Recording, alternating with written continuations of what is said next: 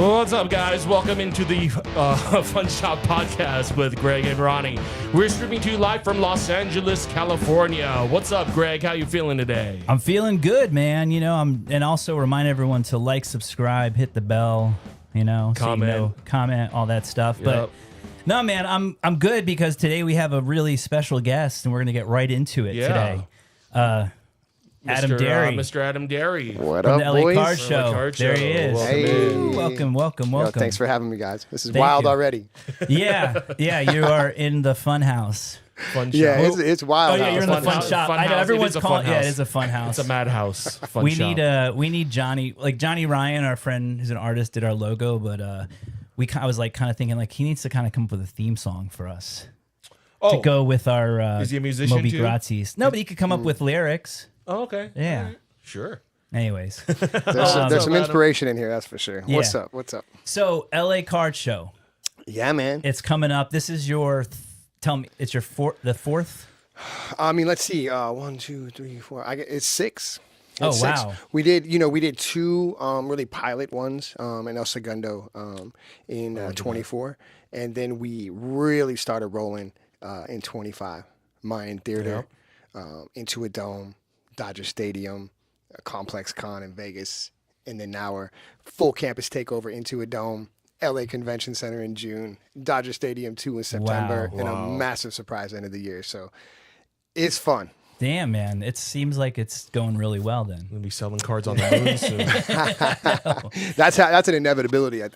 No, well, it's like I just think it's interesting because when just the state of like the world in general, but just the hobby, quote unquote, like from like it blowing up during COVID to what it is now and what people thought it might be or something. It really is like thriving, in my opinion. Yeah, it really is. As much as like the complaints that people have, whether it's about like packs or breakers or this or that, like I just feel that the sort of like love of trading cards is really there. Yeah, I mean, I couldn't agree more. It goes so much bigger than cards, too. I think cards have really kind of greased the wheels to the idea of what collectability means to people. And then those have been so commoditized in a really compelling and creative way that's exciting, entrepreneurial, really creative. And so the world's changing really fast in that world, but mostly introducing the idea of what is collectability to the world. Because, look, you collect a lot of things outside cards, Yeah, I know, but like, because I feel like, before we met each other, actually, Ronnie and I went to the one that you guys did at the, what was it, the Aztec? The Mayan. The Mayan. Yeah. I was getting this confused. Same vibes. Yeah, so like because I hadn't really, I started going to card shows again like after we started Gas, but like I hadn't really been to a proper like card show probably for years. So like kind of just starting to go to a few shows, going to the National, going to Dallas, kind of seeing the like Burbank and stuff. Then but it was like kind of confusing for a minute too because I know like you were kind of connected with some other guys, I think. Or something. I don't know. It was still at the time where I think all these people were like kind of trying to make shows or trying to do things, and I don't know who survived and who hadn't. But when I saw your guys' show, in which I thought was interesting, is like the LA Card Show. I was like, how come I never heard of this? Or what is this? And then, I remember us going there and going to see our friend, mutual friend Merlin, The man, and the legend, and I was like so blown away. Like, one, how packed it was, but like to me, I was like, oh man, this is fun. Yes. It's like, it's not fun as like if you're like old and grumpy, but if like you're a kid, like in your you're like, this is like you're just getting into it. Like I remember, like I didn't know it was you, but like you were on the mic, like hyping up the crowd, but like in a cool way. Like it wasn't, I hate to say it, but like a lot of times when people try to bring like entertainment into some sort of like hobby that's kind of square, it doesn't really, could like, but you had like some like Rams cheerleaders or something, and you could get your photo taken, and you're on stage hyping everybody up, and it's so crowded. And I was like, man, this is fun. Like this is how a card show should be. It shouldn't be you know, not that it, you know, look, there's a time, but it's like if you want to really grow the hobby, like you have to have something that's fun. And like I feel like you guys like have done that. So I know one of the questions we wanted to ask is like whatever you could talk about, like what's the what's the situation like, I guess, apart from cards at the next LA card show that you could talk about? Yeah, well, I mean, I appreciate everything you said there because it really is true. I don't know if we're necessarily what card shows should be. I think we're what a card show can be when it's completely reimagined. And I think that's really what our role is. Our role is to celebrate the culture that drives collectability, full stop. And that means like, why'd you wear those sneakers? What'd you listen to on the way in? What are you about to eat? Why that card? Why that team? Why that persona? When you start to dive into people's real passions, you realize people are already collecting. I mean, we're from the fashion world, right? We come from a streetwear background. I mean, we've been collecting fashion in a way that is exactly like collecting cards. Sure. There's just systems now to track it. So that's exciting. So for us, when we look at the show, we spend a ton of time in the alchemy of the mix of vendors. We also allow the voice of the people, right? Our whole energy is LA Card Show for the people. There's let the people speak, right? And what they're saying at certain times is we love sports cards. Other times we love TCG. Sometimes love even offshoots of that. And we've learned to celebrate that. We don't silo them, we blend them because we think they're the same person, and at just different points. And so we love the idea that we plant in all of our vendors is to be the most interactive self you've been, gamify as much as you can of the experience, teach people how to get in this hobby and do it better, and then enjoy the collectors that are coming through and making big deals. Like, let's do it. And then use this backdrop to tell your story. Yeah, so did you, because I'm trying to remember, so we also went to the Dodger Stadium. Yeah. And I was telling Ron at lunch, I was like, one thing I want to talk to Adam about is the Pokemon. Yeah, oh yeah. Because the Pokemon. No, but like I remember even going to the Dodger show, like when we left, I was like, dude, I mostly saw Pokemon. But then I'm also thinking, did you kind of have, you sort of though had everything sort of staggered, or was I imagining that? No, you were not imagining that at all. I think here's what happens. When you leave if you walk into a white space and there's colored paint splattered on the wall and you go outside, someone's like, what colors do you remember from that room? You rarely talk about the white paint. You're like, oh, that splash of pink and yellow and green. And that's really what Pokemon is to this world. So we spend a lot of time bringing the most incredible sports collectors and other things too, comics and things, well outside of regular collectibles. And then we allow the Pokemon to tell that story, and they are louder and they're brighter and they're more plugged in for the most part. So I think that they leave a bit of a lasting impression. And that's what we love, because that energy is rubbing off on our sports vendors. And our sports vendorship is just continuing to grow over and over. The reality is, if we wanted to have a 4,000 vendor Pokemon event next weekend, we can do it right now. That's just the reality. And a lot of shows, when you just, open up the theater and all the seats are open at AMC, whoever buys one first gets in there. Yeah. We spend 3 months going through that process of really delineating who goes where. And, we've got this next show, we have 525, 30, some crazy amount of vendors. Over 2,000, that's even light. We have over 2,500 in the wait list. So that's challenging, right? And so it's very when you're trying to honor, it's sort of like legacy kids when you're trying to get into a school. The kid that went there before, they've already served it. They've already climbed with us. They were at the Mayan. They were at this process, and they built. And so we're bringing those with us. We love playing with that alchemy.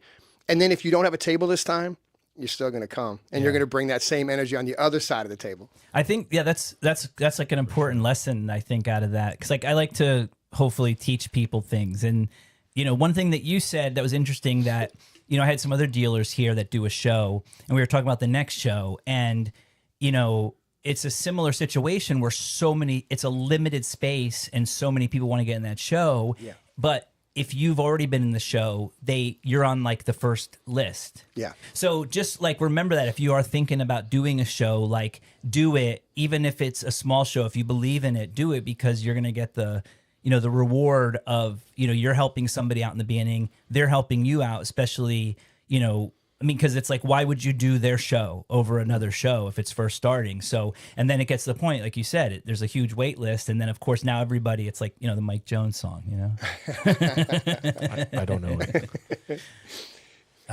I'll tell you later. Okay. Fill me in. I don't know rap music. It's okay. No, I mean, look, everything you're saying is right. But shows, let's even take the word show out of creating events and experiences like this is an alchemy, especially when it's vendor driven.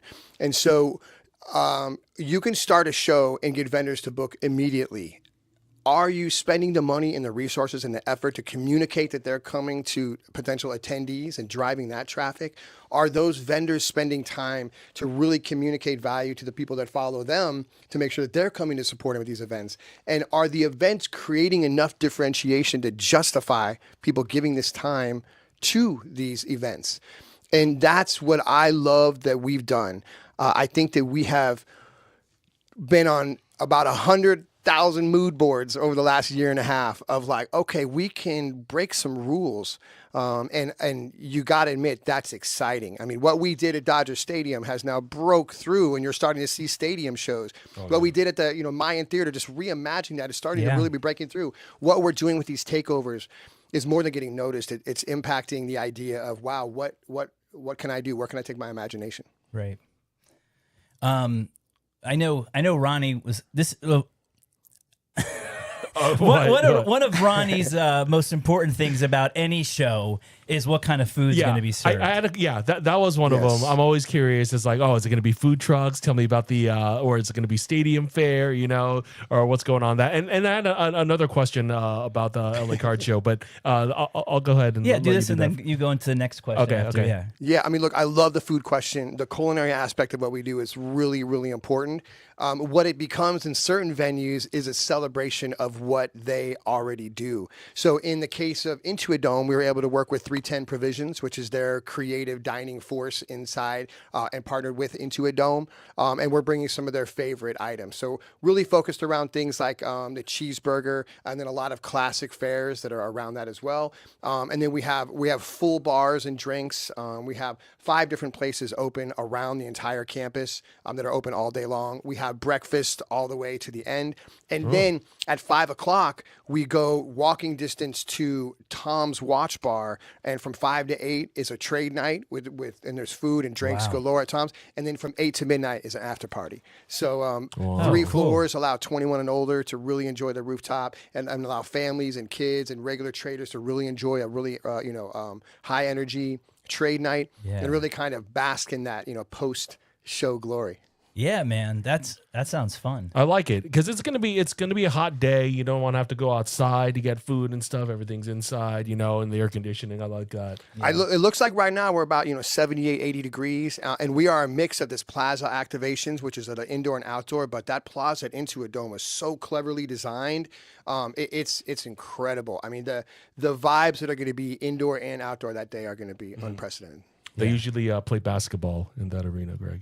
I think it's that's basketball. where it is. Yeah, they usually. I think the Clippers play there. It's usually basketball. Oh yeah, I haven't been. I'm just excited. I mean, I obviously I'd been to like a Dodgers game, before. A few times. That one's outdoors. Yeah, no, dude, I know. I almost died. I was so hot. I was right up front, and then I remember Lisa got this. She's like, "Oh, I think we have this American Express club or something." Mm-hmm. So we were able to go up there, and it was inside. It was a little chill and watch the game. Maybe even get some free food. But I'm excited to go to the Intuit Dome because I'm not a big sports guy. Yeah. If he during football season, I kind of had to watch it because him and my wife are he let her join his fantasy team, so I had to deal with that. I begged her to join. Yeah, it's not like I begged her to join. Oh right, yeah. It's not like I let her in. Yeah. We need you, Lisa.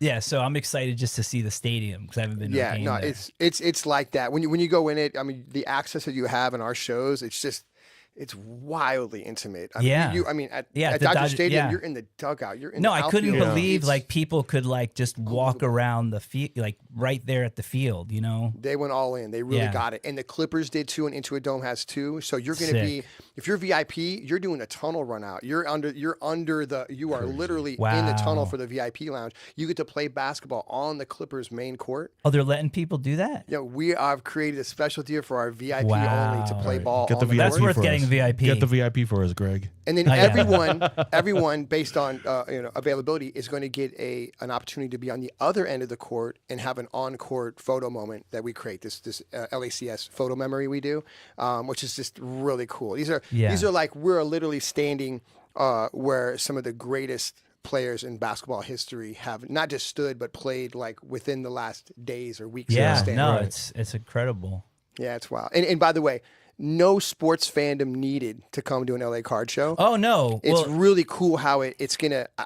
I think a little fandom's gonna bleed off on you. You can't help it. Like I'm a diehard Laker fan. Yeah. I mean diehard Laker fan. I'm a Laker guy, and you can imagine that automatically gives you almost a disdain for Clippers, or an aloofness, just sort of like. But the Intuit Dome alone last year. Allowed me to create a little space in my heart for this fandom of the Clippers that I can't believe. It sounds crazy even saying it right now, but it bleeds into you just by being there. And you're going to love it, Greg. It's going to be quite a day. Well, no, I mean, like I said, look, you're on the Funshop podcast. First thing I said was like your card show is fun. So, you know, that's like the difference, right? And like, cause I think that's also like, you know, I don't know, let's just like, at the end of the day, you know, some card shows are just for, or they're kind of, you know, they're sort of old school. Like you said, your guys are showing what a card show could be, which is more of an experience, you know, like a cultural experience, which like, I like that you said it's like important, like how you can like, you know, build with people just on other things that they're into. Cause usually people that are into cars are into, like you said, into sneakers or into, you know, music or whatever. And like we were talking about earlier, you know, like we had mutual friends at AMG who are like, you know, killing it with the media grading. Yep. You know, I've been, you know, it's funny because I sort of got into a little bit of it all. Like I did the VHS stuff and I did some of the media, but it seems like the VHS stuff didn't like hit as much. I mean, there are some,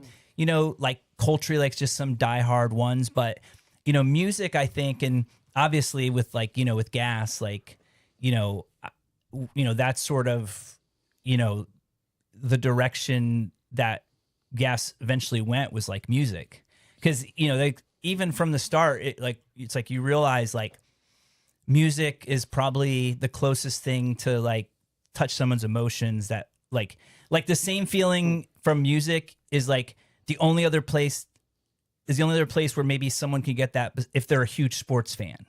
You know what I mean? Like it could have that much of an emotional effect on them, you know, just like, you know, their favorite basketball player or favorite, you know, team or whatever. It's like that one song, that one band, like, you know, if you could choose between like the Led Zeppelin Rookie or the like, you know, well, let's not say Mickey Mantle because we all know that's the most expensive card, but I mean, I don't know, a Jordan Rookie or something. Like, why shouldn't a Led Zeppelin Rookie card be the same price as a Jordan Rookie card? Now, of course, that's all relative based on, but I'll tell you, and I don't even know, it's probably some like Spanish set, but you know, the Jordan Rookie is way easier to get. There's way more of them than there is like a Led Zeppelin Rookie.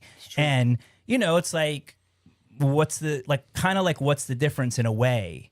I mean, obviously a big difference, but like, I think that's where, you know, with me, it's like, I collected sports cards as a kid. Like I liked sports as a kid. Cause I mean, it's like that kid's kind of like, I don't know, like we're into sports, you know, it's like Led Zeppelin needs a sneaker. Probably that'd be cool. They had a sneaker. Their card might be worth as much as Michael Jordan's. Yeah, that's true. I'm sure John Varvatos has done one. I feel like they've done a Zeppelin. Have they done like a Zeppelin sneaker? A real leathery sneaker. But yeah, sneaker. you know, man. But like another thing that I saw, I don't know if this is, and I don't know where maybe we could talk about this because I don't really know where the scene is. But like, I remember one thing that really was cool and interesting about the show at the Mayan was all the custom card guys. Yeah. Is that still a thing? You mean like the art cards, like the art cards, like yeah. like piggy banks. Yeah. Not that they were there, but like that type of stuff and the big like Glue trap. And glue trap. Are those guys still going and doing the shows? You know, so we are art dealers, and some of that art reached a level that is art. It just sort of now sits at that level, and Piggy Banks is a great example of that. He made it. He kind of hit a level. It's going to sustain. I think overall, there's been more of an absorption of artist styling in official cards. So you're seeing more of that, which, you know, as anyone, especially LA street art knows, it does feel a little toy, there's a little fakeness there. I love art cards. I love it. And I'm gonna tell you who's standing out in that world for me is one of my favorite artists in the world, which is David Cho. Okay. You know, he came to our last show at Dodger Stadium. What a great guy, right? I mean, talk about artist. And a rule breaker and a maven, someone that's just like, you know, tell me what to do and I'm gonna do whatever I want. I love his energy. He is now doing cards, and he is bringing his painted aesthetic directly onto cards, and some cards of high value and some cards of low value, but by the nature of his direct artistry, they are extremely valuable. And now he's dropping them in traditional booster pack form and traditional drops that have an immediate up value.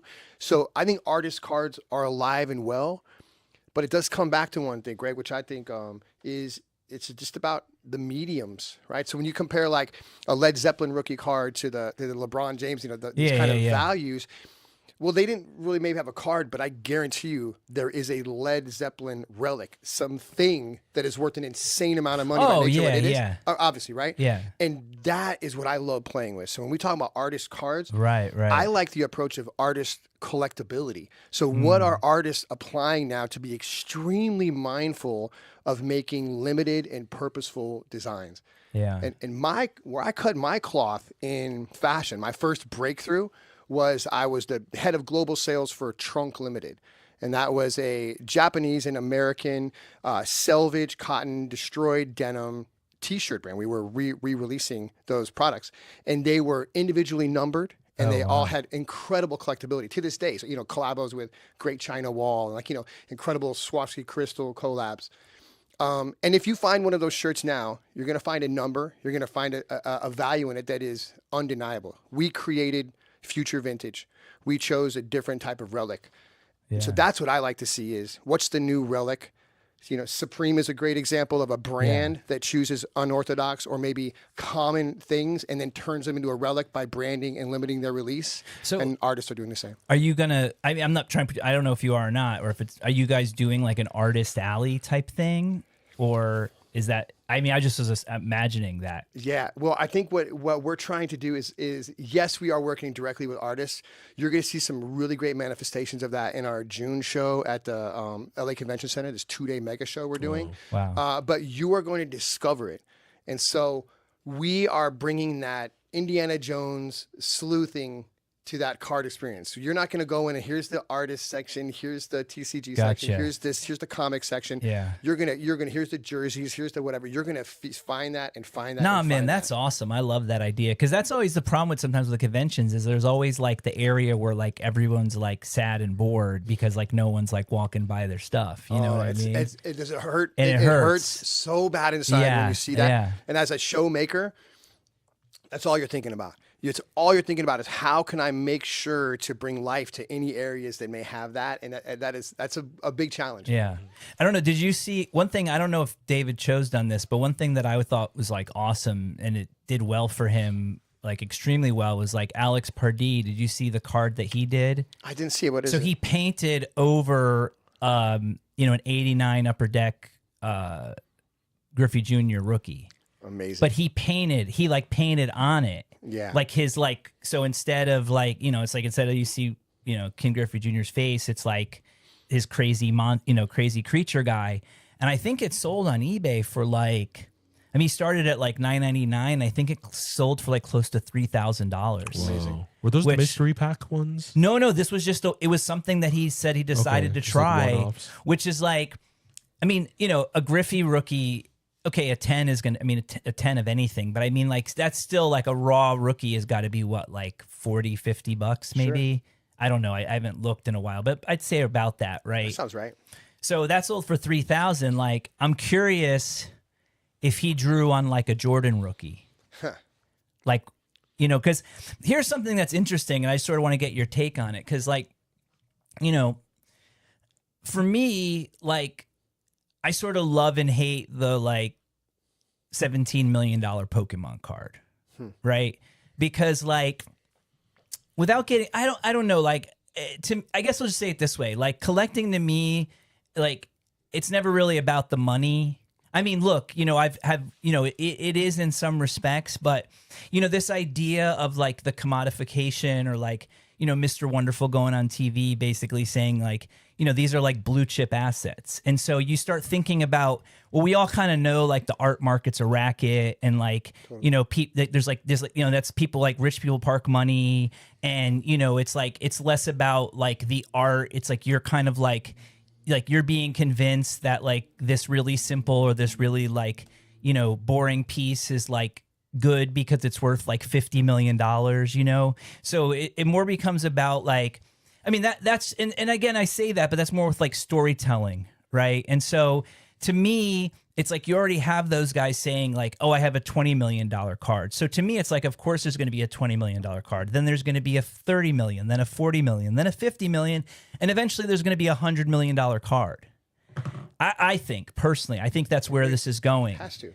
And, you know, trying to figure out what that is, I mean, it might be an artist card because, like, you know, if you think about the artist and then the intrinsic value of the card, where, you know, if I sent my $3,000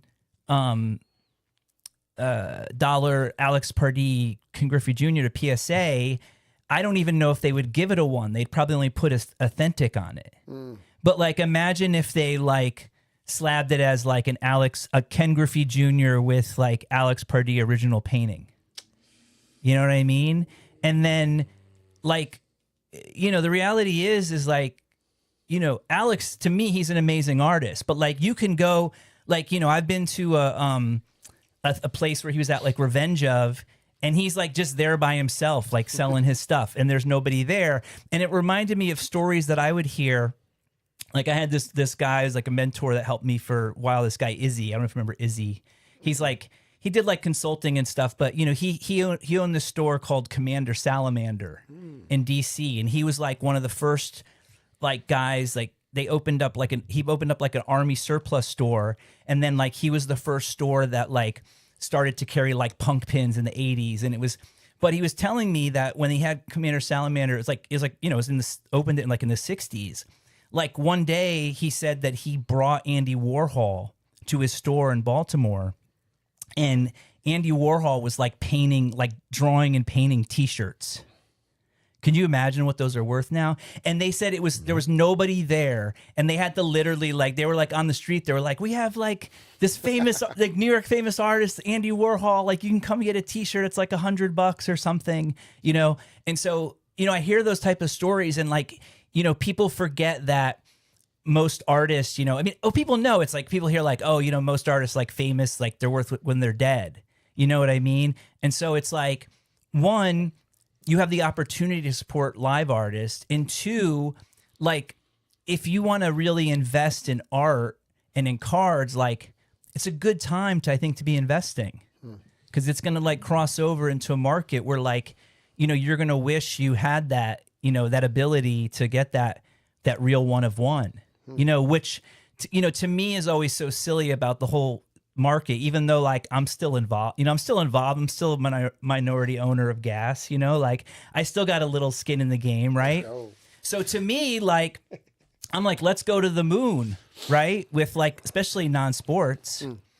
And I don't know. I just think that it's, you know, I always just joke that it's like, you know, there's so many 101s now, and it's like, you know, I'm like, okay, there's like an old man behind the curtain, the emperor wears no clothes, like it's just another gold card with a 1 of 1 stamp. I'm like, if you want a real 101, you want an art card, you know, you want a sketch card, you want something, you know, or like, you know, I like what Topps or like a relic card or something, you know, I don't know. Polaroids. Polaroids. Sorry, that was a little bit of a spiel, but I was just, you know, I'm kind of like curious, like what you feel about like the, like, you know, like a $17 million card sale and like what it means and where stuff's going. That was a lot. I like, sorry. no, I love listening to your mind to speak on that because I can feel where the conflict is because, you know, I think a lot about it too.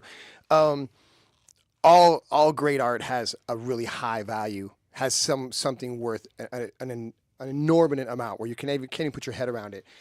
So it shows that something is happening correctly in the world. And that, again, going back to what we were talking about earlier, that we're in the art game. And this is art.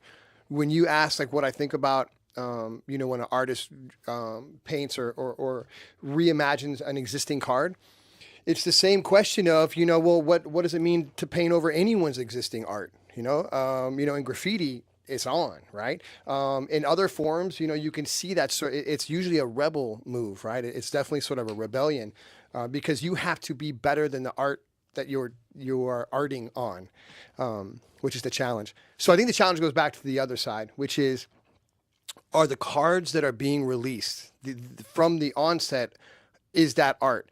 Are they putting artistry into them? Is this become a base card universe where these one-of-ones aren't connecting with you for value? Yeah. Because to me, I want nothing but one-of-ones.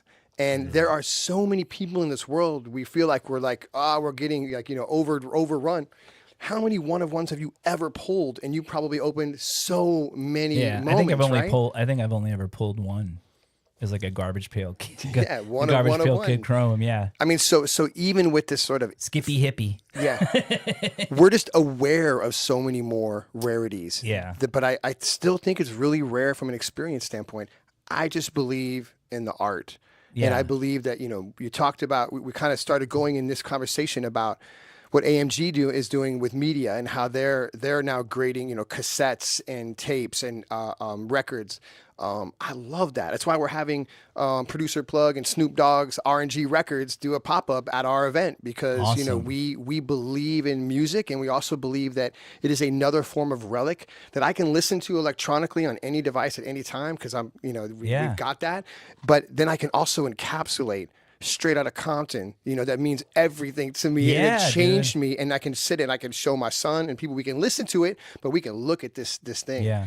And I love that. Yeah, I also love, the other thing I love about that is that, you know, they came out of CAS, which was their, like, you know, was just like the I think like character archive, you know, which was like the like action figures, but like what they did with the action figures, they're doing for the records, which I think is cool, where it's like, you know, you could send them the elements like of like, let's say you had a like when you grade the record, you can grade it like where you could see the record and you could see the thing, or, you know, you can just, or like if there's some certain insert. And so the other thing I love starting to see are like people like encasing like demo tapes. Oh, yeah. And like really early stuff, or like, you know, things that just barely exist. And the fact is like you probably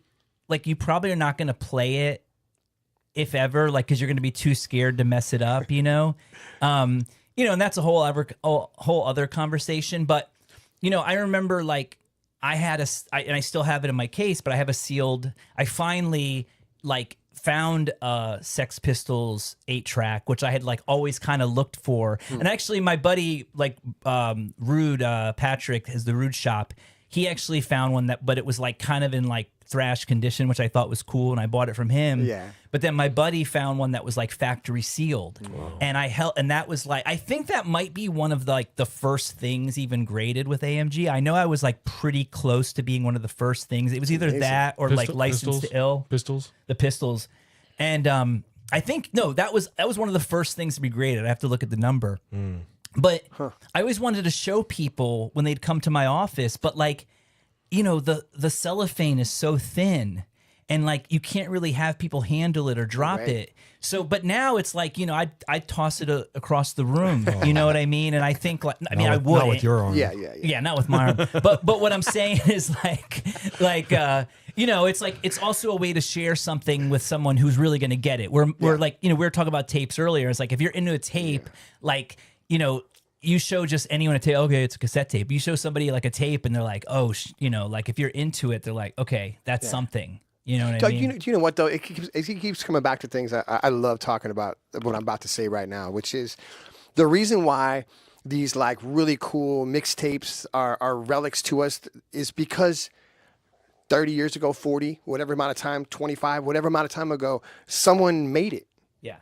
And I think that is the message that I just used a platform. I'll use any platform that I am fortunate enough to be on and create, to just push that message out. Make, create, do the thing, try the thing, be the thing. Make all your mistakes because you did and not because you didn't. Right. And I think that we have an interesting moment where our age allowed us to have a lot of lo-fi things that were created that are now being recognized as really valuable. So what is this generation now making that's going to become valuable? And they are going to make what they are inspired by. And so guys like us, people that are around us, we have to create inspiration. So we have to create these platforms for which their inspiration can exist. I don't get to have this conversation and other people to hear it if you guys don't take this crazy effort to make this. Right. Yeah. Like, you know, and so it's like, nothing is passive anymore. Yeah. So when it goes back to art cards, art anything, I art the world. So I want art everything. Yeah, I you know, initially I was just curious because, like, you know, I mean, it's more like scene report, right? Like, if people are here that do certain things, like, you know, when like the Toy Expo guys or the geeking out, like when the geeking out guys, I'm like, you know, like what's kind of hot in the scene, you know? So, but I guess like we kind of know, like, you know, the trading cards, the trading card games, like are like some of the hottest trading right now. I mean, there's just, I think, you know, there's just been such a, you know, like to me, it was crazy, like a couple years ago, and it's like even crazier. It's gotten just crazier and crazier. Like I couldn't even imagine like how like sort of crazy it got, and it's like still getting, and I'm sort of like always curious, but to me, I don't know. I don't really ever seeing it like slowing down because it's a game, and so people are always going to want new characters. They're going to always want new cards, and they have, you know, and like before anyone collected this stuff, people actually played it and still do.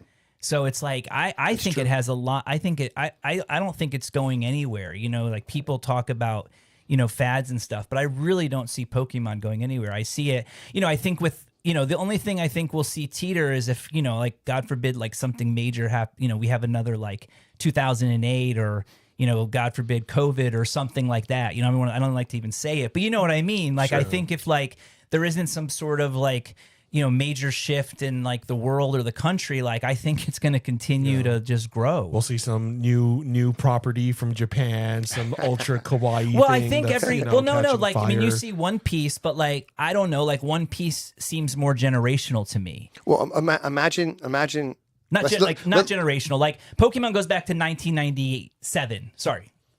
No, I love what you're saying. Yeah. I mean, imagine a world. Let's just play into this a little bit. Let's say there is some crazy world moment that happens. We're kind of reset and we're living wild again, and we're deciding currency. And you are of this generation right now, and you're looking at art. You go into someone's pocket. There's a dollar bill, or there's a Pokemon card. That's right. I mean, dude, if you're talking about future currency, I mean, we're living in it right now. I mean, it's funny. I was on another podcast, and they also brought up Kevin O'Leary wearing that, right? Yeah. It's so ridiculous, but it worked. He's using it, just showing it is getting millions of dollars of media value. Oh. He's turning profits just by allowing us to see it. And it's sort of like that feeling you get. You guys seen the Mona Lisa? in person.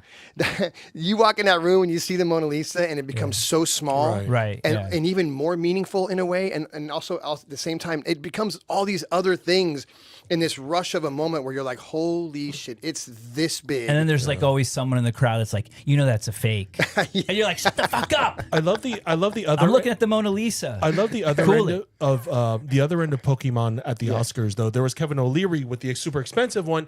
But then there's McKenna Grace who brought packs to break on the red carpet and throughout the night. So that's like kind of more from like, I don't want to say the lower end of the spectrum, but it's like that's the other end of collecting. Right? That's like the real end. That was the culture. Yeah. Exactly. That was everyone related to that moment. Yeah. She took that moment. Well, that's what I mean where it's kind of getting fun again because like, to me, like collecting, can be and should be fun, and definitely. so, but obviously like I said, that's why from the beginning, I'm like, for me, I'm very happy with it because like, to me, it's like, that means that people are just trying to grow the industry. And the reality is that, the majority of people, they do care about money, or whatever. But I'm saying like, they're, like not everybody's like a pure artist, you know what I'm saying? Like everybody has different ways of life, but then it's like if we can all kind of come together and be happy about something, and like you said, like, I mean, and look, I mean, at the end of the day, it kind of like, that's sort of why, now when I talk about people about slabbing, like, should I slab this? Should I slab that? And it's almost like, well, look, you should only slab it if it's something that's either rare, scarce, or like in mint condition, right? Because like, at what other point is, because then it's like you're trying to create value, right? And it's not like always just the card even or the condition. There could be other things about it that just make it like, in the first, like, when you see like a Honus Wagner that still sells for like, over $1 million, and it's like, it's like it like ripped up and stuff. Greg, you know what I mean? Greg, you know what this is like because you have had so many successful cards that exist in the market. That first time, like you get your card that you designed, PSA slab, that we got our LACS cards have started to become slab and really collectible. That feeling, like when I got that call from PSA, and then started to see them was. I didn't think it was going to hit me the way it did, but it felt a little bit like, oh shit, did I just get an Amoka? Did my art just graduate to another thing? Because it is, it did, right? I think so. Did. Yeah. And it's, man, I love talking about it in terms of art because people like to talk about the scale and say it's smaller art. And I'm like, it's not smaller art. Just art, man. It's just art the same size as your phone, and this is the size that they're experiencing the entire universe on. Yeah. And now we have these cards, and so much more, by the way. And that's what I want to always get back to is like, what are the other relics? What are the other things that are collectible? And I'm at my core, I'm a fashion and product guy. Yeah. I want to make my whole. Now that I've been in the game for so long, when I started, the idea was create future vintage. And now I'm living beyond the vintage of my own creations. And it is exciting. It puts you to the moon. No, man, I will say, and I think, I don't know, my desk is kind of like a whole point of contention because like I'm just kind of messy, but I have If that's contentious, then we are, what's the greater room we're in? I don't know if I still have it, but I did have the LA card show, the Felix the Cat. Right. On here. And, that's a perfect example too. Cause, like when I went by the comp you guys had some, like you came correct. Like you made some dope merch and like you really kind of like did it right. And I think about like all the people that probably missed that. Because they didn't really get what you might not have, maybe the crowd. I mean, I know that you guys did well, but I'm just saying in general, like I think like when I got the card, I was like, man, this is really good, and that's the kind of thing too where you sort of like went in all the way. That's right, and that's the way you got to do it because especially now, people. People will still react to like a good product. For sure. You know what I mean? Like well designed, well curated, and there's always gonna, there's always things that, so I feel like, I guess my point being is like, if you bring your best version of whatever you want to do to the market, or what you would like, oh, this is what I would want, or this is what I would buy, Yeah. and it's like, it's just one of those things that's like cool. And it's like, okay, yeah, maybe like, yeah, okay, I didn't sell it this time, or nobody really, but like the next time, or like when I see like, oh, look, I slabbed this like, this card and now it's worth like $300. But well, where'd you get that? It's like, oh, you had to get it at their booth, and like, I don't even know they had a booth, and that's like, oh, you missed out, blah, blah, blah, blah. So well, I would say that experience at Complex was insane. We had, like, not only was it just an introduction to so many people of experiencing card breaking from an artist, creative, branded perspective, but in that world was really great, from celebrities to everyone. It just had a really great time. But to your point about why it connects is that we made a brand. Like, this was never like, we didn't become one through this process. We designed this from the onset to have a clear identity. And I think it happens, I talk about this with collaboration.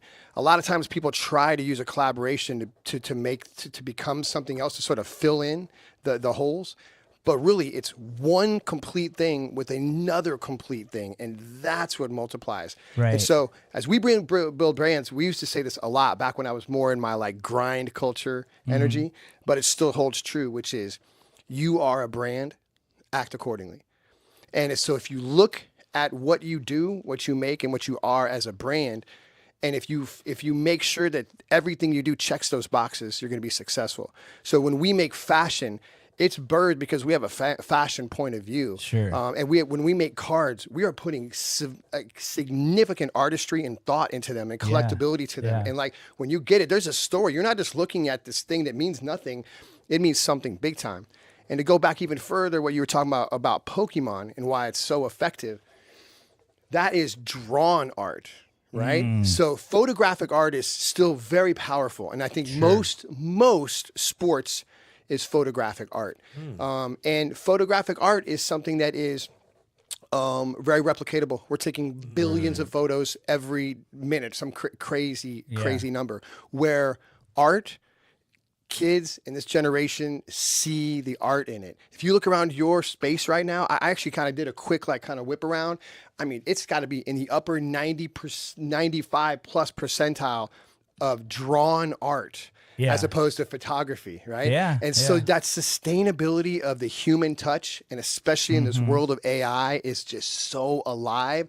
And Pokemon and TCG speak directly to that. And then the creative incarnations of sports give the opportunity to explore that in a David Cho and beyond type way.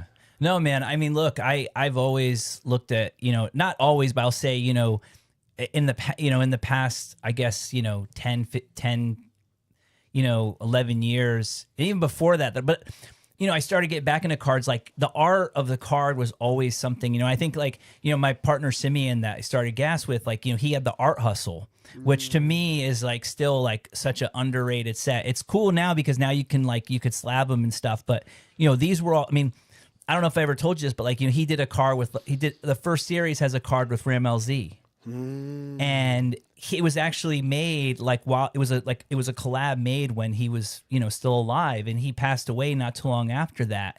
And that card was when they did the exhibit, I think at like the Brooklyn, was it the Brooklyn Museum of Art or whatever, like they had that card in the display with like his like original assemblages or collages and stuff. Wow. And so like I'm totally getting what you're saying, and it's like like even when we started Gas, like a lot of the designs were inspired by some of the cards that we grew up on, because like cards as a kid, I mean, it was especially back then when it was like you weren't seeing a new design for like another year. So when the new design came out, you could either like I remember like from 87, 88 tops, I was like, oh man, I didn't really like 88 tops at the time. I think now Nobody going back, did. Huh? Nobody did. Yeah, I don't think anyone did, right? But that's the thing, is like you have to wait like one more year. Now, it's almost, it's kind of cool. I don't want to say it's cooler, but it's different in the way that you got to, like you were saying, like not you were saying in a very like way to not like I'm going to stay in the middle, but you were just like, you know, like, yeah, like not everybody could draw on a card and it like be right. You know, Have you done it? I've attacked cards, and I would tell you, it takes another level to really, really put art on art. You got to be ready. Yeah, you do. You got to have skill. And so, but to me, that's cool. So when I see someone like Alex Pardee do this, I guess my point being is like, I'm like, I can't wait to see who does it next. For sure. You know what I mean? Like, I can't wait to see, like, I mean, could you imagine Cause did a Jordan rookie and he painted the little skull head on the thing. Yeah. What are you talking about? Slab that with Cause? Like, then how much is that worth? Yeah. You know what I mean? 100%. It's like, that's kind of what, like, I'm just sort of like, you know, what's that next level? And that's the exciting part, because, you know, I look at a card as a canvas, just the way that we looked at like a t-shirt, you know, like when we started designing t-shirts, it wasn't like, okay, it's like, what could we, like, okay, this is our canvas. Like, how can we make it work? You know what I mean? Whether it's, you know, okay, this graphic's going to look better smaller. This one's going to look better oversized. Yo, by the way, though, like, you know, as people that have had a million collections that we've designed over the years, we didn't know always when we were making our base cards. Right, because you don't design with like a base card intention. We just design, and, right. And then some are like the ones, you know, that just break through and sell a trillion or cherish to this day. Yeah. And other ones maybe even that had the same amount of love, but just didn't connect the same. Yeah. I do like that the intention with fashion is for nothing but the one of one. Like, we're always shooting for the best of every single thing. There is an intentional base carding of design in trading cards that should be evaluated. What if base cards were designed at this level, and then you're designing your parallels and your next level above that, where you take it? And, you know, these conversations are being listened to by people who are designing and are going to be like, that's interesting premise. It's going to take the person who takes the base card and turns it into something bigger, right? And then you're going to be like, oh man, like, I hate to admit it, but, you know, I would buy boxes of cards and throw away all the base, you know, which, like, I'm unfortunately kind of admitting that, but I feel like we all maybe have done that to a point where we're just like, you know what, I don't need more. I'm like, I was chasing something, I got this or I got that. But then you also feel like horrible because you're just like, well, I just like, this is so wasteful, you know, from a standpoint of like, especially if you look at art, you're literally throwing art in the garbage. Right. You know what I mean? And so it's an interesting. So yeah, if somebody's listening, that's, you know, you want to be the next big thing in cards, figure out a way to make base cards there has to be valuable. Well, there has to be value in the image, right? Because I look at, like, I mean, not to get into too much of it, but I mean, I collect adult cards, and in Japan, like, I mean, even the base cards are like, I mean, it's still a picture of the model nude, you know. There's value in that, you know. So it's just, I don't know. No, one perfect example though of something modern that I noticed, and I don't know but I don't think they're that hard to come by. But I remember, I don't know, someone listening's gonna know, you might even know, but do you know, like, that set that came out, like Topps did a set, and it was like, they looked like playing cards, and like the first one they did was like there was like an Otani one, and I remember pulling that in, and I don't think it might be a short print, but I don't think it's like, it's not really it's not base, but it's like, it's not a numbered insert, you know, it's kind of like a base insert or something. Yeah, it's a special card. But when I opened the pack, I kept that card because I was like, this is just such a beautiful card. And I put it in a sleeve. But now if you look up that card, it's like, I think it's like over $100 card or something. Okay.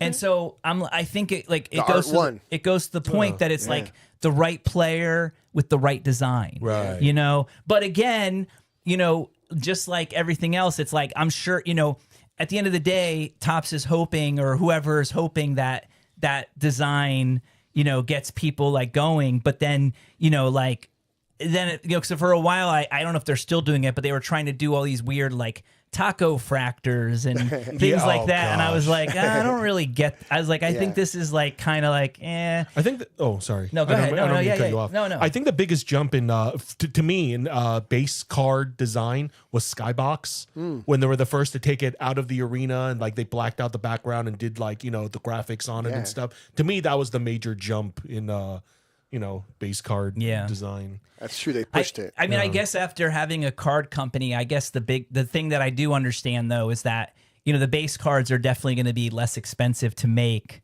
than the ones that are all like glossy and cut out and stuff. Yeah, but they have to be. it could be interesting. But with gas though, yeah, you sold them. You didn't really sell them in break packs. You sold them more in individuals. Yeah. So that kind of changes that chase experience a little bit differently, right? A little bit, yeah, because then you're just either chasing for the the prism or like the numbered variant, or in some cases the autograph. Yeah. Where I mean, obviously it's different. I mean, they're really I mean, people have tried and it's happened in cases like I think the only thing besides like what's like Pokemon, Marvel, Disney. Like I guess you have Pokemon, but then, there's not a lot of, in the sort of like non-sports world, it's sort of like, obviously the trading card games, then the like, I don't know, is One Piece a game? I mean, anime. But is it a game too? I don't know. They might have developed a TCG absolutely for it. A game. Okay. Okay. Yeah. So other than that though, it's like you have Star Wars, and you have like Garbage Pail Kids, and then you have like whatever. Now I guess now you have like you have all the Marvel and stuff. Did but you say Magic? Well, no, I just consider that like a trading card game. Okay. But but I'm saying like you don't unless somebody's like you're not seeing a lot of packed product for things that aren't sports, and it's curious because like that's I think that's sort of the magic in the non-sports world is like trying to create that next the thing, either create the thing or find the license that could compete. And that's going to be interesting. I mean, like some people are doing, like I like what Saturday morning cards are doing. They're trying to get trying to get more like like kind of like they just put out like a Kool-Aid card, and again, like I don't know, like, it's not something that I'm like necessarily collecting, right? Well, because I'm like looking for old, but someone is, right? But no, no. My point being is like somebody is, and so I look at it, I'm like, okay, that's cool. Like, I mean, but I'm just saying like it's not for me, but like that's really dope. Yeah, that's fun. You know what I mean, dude? That's a high effort company. When we're talking about like taking a risk, jumping, making a story. They've created an entire story there, and those guys are out there. If you go to a licensing shows, they're out there grinding and meeting the right people, and then making product. And if you go to a lot of trade shows, you see them really digging in. I like those guys. Yeah, and because I think what I remember with Mishka was like I remember one time we tried to do like a Marvel license, and it's funny to think about it now because I think like the minimum was like 25 G's, which is like now like nothing, you know what I mean? And we were like, oh, we can't really afford that. But then it was like, we're trying to think, and then that's when we did like the Harvey license, which was to me at the end of the day, like I thought that was super cool because like we did like Richie Rich and like Red Hot and and all those guys, and like obviously now everyone's doing licensing, but that's sort of the way to do it. Like is like there are cool things out there, that haven't. I mean, obviously it's getting but there's still stuff. I mean, you just gotta like think outside the box, and you sort of have to. But I guess point being is that the future sort of excites me about it. You know what you're talking about too? That's you're making me really think about some things. I've done a ton of stuff in licensing, so that's like been my world like crazy. Yeah. And what's great about like I've had the Richie Rich license. I've had every license we could talk about. I've done it, right? And it's like crazy. And 100 brands, even in fashion, can have that license, and you're going to get 100 different takes things, on it. Yeah. And it might be the fit, it might be the style, it might be the same image. And some of the sports side of things, they're wholly owned. So like, an NFL story is going to be told by, and you'd like to see that in the trading cards. It'd be interesting to see that articulated a couple different versions, but there is a little bit of that creative isolation that you don't see in traditional licensing. But even though they're really creating a lot of license value now in the cards. I think, and like, as especially when you're a bigger company, I mean, licensing is hard. It's hard. It's so hard. Because, Mishka is always lucky because it was more of like a collaboration, right? Like if they had to charge us anything, it was like the minimum, to do it. Like there's no, no marketing guarantee, nothing, no like quarter, nothing Well, crazy. you were adding a lot of cool factor to a lot of the license. Right. So they were willing to make that as cheap as possible to ride off your energy. But I think like, I don't know a lot about the license game, but I feel like it's a, when you get to that point where you're doing these big deals, that's probably pretty complicated, and you got to really choose like, okay, what are we going to do? What are we going to make? Because, if it doesn't work, it's like, we still got to pay kind of thing. So minimums get crazy. They get crazy, but that's the fun too, right? And you got to try to find what's your version of that story, and what is your distribution, and who's going to be your customer different than someone else that has the license. That's the game. That is the game. I got one more question. Why Felix the cat? What's up with the Felix the cat? That's a great question. I mean, Felix to me is an iconic LA legend. And I think if anyone that knows true downtown LA can think of that neon light Felix Chevrolet, right? And I think that he just is emblazoned for LA culture. I think there's a couple routes to go as well. Like I think Mickey Mouse speaks a lot to LA and to our culture here as well. Of course. But something about Felix, like Mickey Mouse feels like, I don't know, he had a little silver spoon or something. I feel like Felix like grinded his way. Like, he kind of came from the streets. Yeah, because that's the only thing I think of is the Chevrolet sign, like you said. Yeah. And it's been fun to explore him. And like, we're about to drop this, the booster pack drop that we're doing at LA Card Show on March 28th, like minutes from now, it feels like, is Felix centric, and it's so cool. It is so cool. I can't wait to. So the next show is on the 28th. Yep, it's coming up. Still, tickets are still available. Oh yeah. We'll have all the information in the. But yeah, that's been an hour, so that was pretty quick. Yeah. Do you want to do some last minute, like anything else you want to say or shout out or anything? How do people get in touch with you? I mean, we'll have it in the thing. Yeah, but, I have the LACardShow.com website up there. Okay, that's amazing. Well, look, it's easy to go and find how to get tickets and come to the show. Kids 8 and under are free. We got an incredible VIP package that gives you experience like you can't imagine. Not only early entry, but your own dedicated VIP lounge, your own tunnel run out. You get to play ball in the Clippers court. You get one of those. The only way to get that booster pack I'm talking about is to be a VIP. Okay. So like this is going to be very, very sought after. And we're excited to put that out. You also get a bag of some other stuff too. I want to see Greg shoot a 3-pointer. Oh, bro. I'll throw a 30-pointer. Kobe. Oh, all right. Okay. Yeah, but I don't know how, but I will. Easy to find tickets to there. And other than that, we really just want we're having an open conversation in life about doing dope things and doing it together and building and creating. And we're doing that under LA Card Show. So follow us on Instagram, follow us and come to our shows, be a part of it, and add your energy to it. Anyone that's watching or listening, if you haven't been, like I said, like if you're, it's super family friendly. So if you want to bring your kids, like it's really cool. And then just, if you're like a casual, like couple dudes like us, you could have fun too. Dude, we have one of the highest percentage of females attendees. Like women have so much fun at our shows too. So like that, it's a really cool energy. Yeah. I don't know. Oh boy. All right, thank you very much, Adam. All right, Adam, that was awesome, dude. Thank you so much. All right. Yeah. So I guess that's it. That's show number 37. Yeah, we don't have anyone March 18th. Yeah, we don't have anyone booked for next week, but never know. Yeah, we might have a special guest. Yeah. We might, right? Yeah. We'll have a special. We'll find somebody. Yeah. Thanks a lot, guys. Thanks, guys. See you soon. Like, subscribe, comment. Peace out. Peace.